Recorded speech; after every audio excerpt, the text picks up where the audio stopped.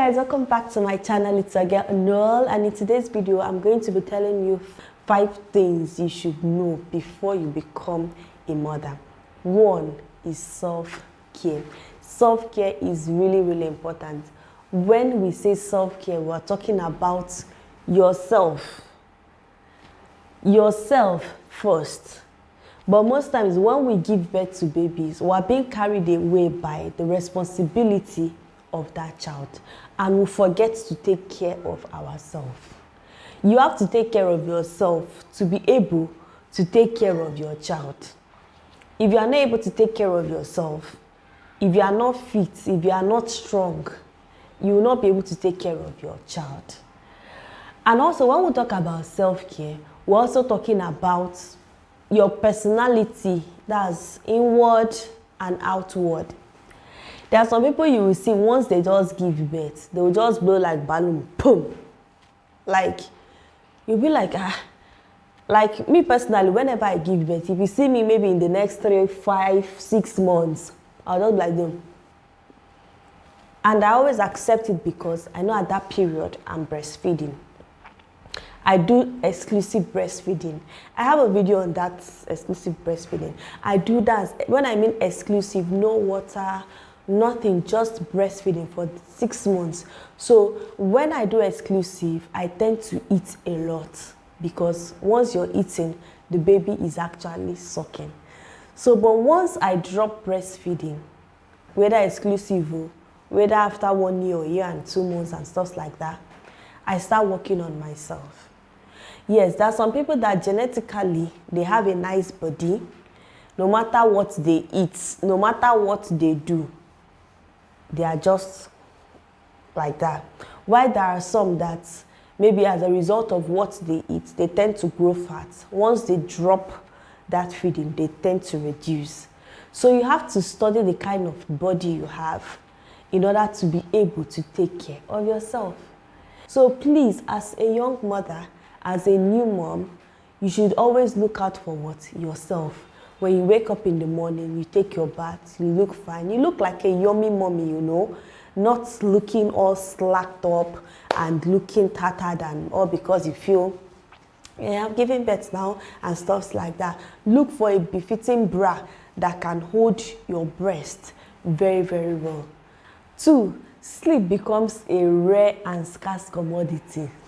This particular one showed me shaggy because I love to sleep. Like, I love sleeping. I don't joke with sleep. I know there are some people that don't like sleeping. They even find it difficult to sleep. But me personally, I love to sleep. And any new mom needs to sleep. Yes. So, but once you have a child, sleeping reduces. Because at night you must wake up, like times you wake 2 to 3 times. Then if you have a child that likes attention, oh my God, that means you have to carry her and you'll be dozing off. You have to carry her and be sleeping at the same time. You can only have that sleep when you have a capable hand. Maybe you have someone that is very capable. Maybe after breastfeeding your baby, you hand the baby over to the nanny.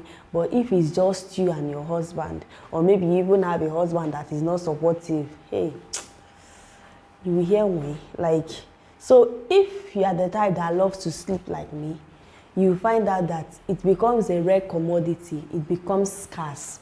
Even when the baby is sleeping, you'll be like, now my baby is sleeping. Let me quickly rush and do 1 or 2 things before she wakes up. Number 3, this particular one, poo will no longer be a taboo or irritating to you. Because 1, we are talking about your child. We are talking about your baby, for Christ's sake. But once you have your own, you will not even remember this. You'll be cleaning it and you'll be cleaning it with what? With joy. I used to have this friend, whenever she comes around, then she'll be like, if I go out and come back, she'll be like, no, this baby poo-poo do. I'll be like, you didn't change her. She said, no, I beg, it's irritating me. But now what is happening? She has her own baby. She doesn't see it as anything anymore. And she can now comfortably clean her baby's poo without any and stuff like that. But 4, you don't need a lot of baby stuff. You know, this particular number 4, I really wish someone told me, because if someone had told me, God, I would have saved money. Like, I would have saved money. I would have saved a lot of things. Yes, my husband is a traveler. So, you know, people that travel a lot, they see a lot of things. They are more exposed.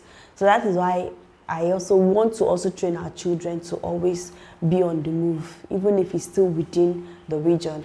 But try and always let them go out, see places, see things. It broadens and enlightens them. So my husband will go out and he will buy this. In fact, he was the one that literally, I didn't buy anything. He bought literally everything. Once he travels, he comes back with so many things, so many things. And guys, you know the funniest part of it? Those things, most of them, I did not even use them. So I bought a lot of things that I didn't use. So my own experience helped me to guide so many other people around me. I'll be like, what do I need to buy? I'll be like, don't buy this, you won't need it. Don't buy this, you won't need it. Don't buy this, you won't need it. So just buy those important things that you need, not what you feel that you want. So when you want to buy your baby things, try and ask questions, like ask people that have been into it, what do I really need to help you save time and to save money. Number 5, this particular one this one too showed me shaggy. Going out to anywhere, as in, will never be the same. Now you're trading your freedom for a what? A new purpose. Oh. Okay, when I got married, whenever my husband said, oh, let's go out, at times at night we'll just dress, we'll go out. My dear, now I don't do all those things. When I started having babies, who will I leave baby for?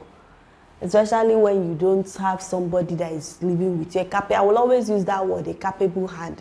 You may have a house help, but is she really capable? You may even have a bigger nanny that is not capable. So when I think of all those things, I'll be like, instead of me to go and have 10 or 15 minutes enjoyment or 1 hour enjoyment and come back to stories about my baby, please let me trade that enjoyment and stay back. So it's not more everywhere, every weddings you go to, because one, you may be a breastfeeding mother at that moment. You have certain kinds of clothes you wear for you to be able to have access to breastfeed your baby at any time. So you won't have that freedom. That freedom is no longer there. It's not like before, like any small thing. You are there. You are there. Before you go, you have to reason, you have to check, you have to balance, you have to, you know, think about a lot of things, place a lot of things. If you are a good mother, because I know that there are some people that will tell you, Kini, what? Make a yes or no go. My dear, me, I know they go. My child first, so that I will not go and come back and start hearing stories that touches the heart. Finally, mothers, I want to encourage you that all these things are not things that are difficult. That's something that when you start it, you find out that you start getting used to it and you start enjoying the process. So guys, if you find this video useful, give me a thumbs up, and please in the comment section tell me what you really think as a mother. Is there any other experience you had, or what you thought, I wish I knew this before I got married? And I'll really appreciate your comments. See you in my next video. I wish you the best of this weekend. Bye.